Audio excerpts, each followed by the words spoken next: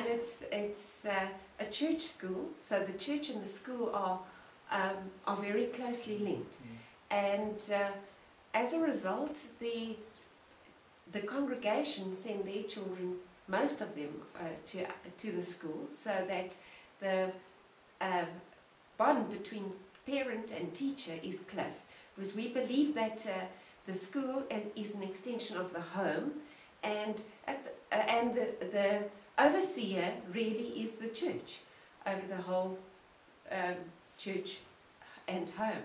And respect is, because it's a homely situation, we have no problem with respect and discipline. We've never had to, we haven't had a problem with discipline at all. Yeah, and we go with the biblical principle that you train up a child in the way that he should go, and when he grows old he shall not depart from that way. And the relationship, as I say, between the parent and the teacher is close. So we believe that the teacher substitutes the place of parent while the parents are working. So that's and if there's any, the children know that there's a close relationship, and of course there's no hijinks at all, you know, because they know, well, if I step out of line, my teacher's going to be in touch with my parents. And yes, as I say, the home is an extension of, the school is an extension of the home, and biblical principles are our foundation. So, yeah. That's great. It's really good answer, because it kind of covers all three questions.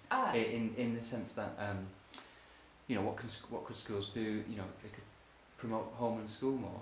What can they do? They can have that clear message which is shared, you know, as joint, which is super. I suppose that the last then aspect is from say a county or a provincial point of view, education-wise. It's not the same everywhere. Obviously, there's pockets and there's places where the respect and the attitude is very different.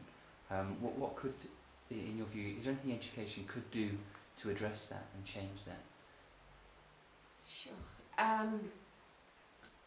Now, if you not biblical education, are you? Yeah, because just I mean, general. in general, I would say the key is the connection between home, parent, and school. That's because you find parents who, for example, stay away, don't contribute towards the school fees. You find those children are the ones who eventually are the little troublemakers, because there's a lack of interest in the child's schooling in the home, and if I reckon our education stems right from home. So how do we get families to work together? You know, that's a big question. I don't know.